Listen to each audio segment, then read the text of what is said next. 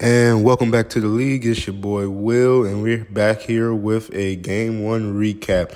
More so, what can the Mavs do with Porzingis? First things first, we're going to start putting some respect on Boston's name.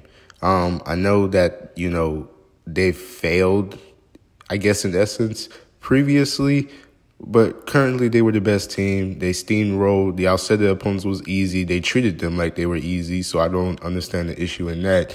But at some point, we got to understand that Boston's starting lineup is something serious, and we saw that in Game 1.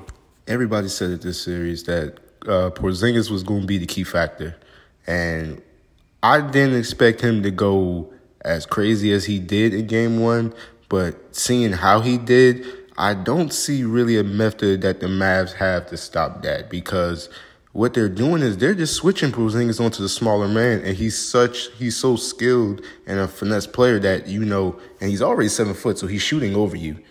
In essence, I mean, no matter who you put out there, I know they like to. I've seen him multiple times throughout the game. He switched up onto Luka. I think Josh Green got on him a couple of times. Derrick Jones, who's a pretty solid defender, is still a bad matchup in terms of that. So, and then I look at the Mavs bench, and I don't see really anybody or any rotation where they could insert to stop Porzingis, and that's going to be the problem. And the biggest thing is he only played 20 minutes. Now, with that being said, I still give the Mavs a chance. I always want to trust Kyrie and Luka's offense to an extent to at least win a game. And then I also take into consideration that Boston is a heavy three-point shooting team. And, you live by the three and die by the three. Sometimes you're just going to die. I mean, and I don't know if that's going to necessarily happen in Game 2, but I know at some point during this series, I believe that Luka and Kyrie are going to be able to capitalize off that. This sets up a perfect Game 2, though, for both teams, because we're going to see if the Celtics are able to still capitalize off of Porzingis, pretty much, because, last series, the Mavs didn't face a big that could score. We'll get into that later. Y'all know how I feel about Rudy Gobert. But at the same time, maybe there is a adjustment that could be made. I don't see it, but I always, I do trust Jason Kidd's coaching.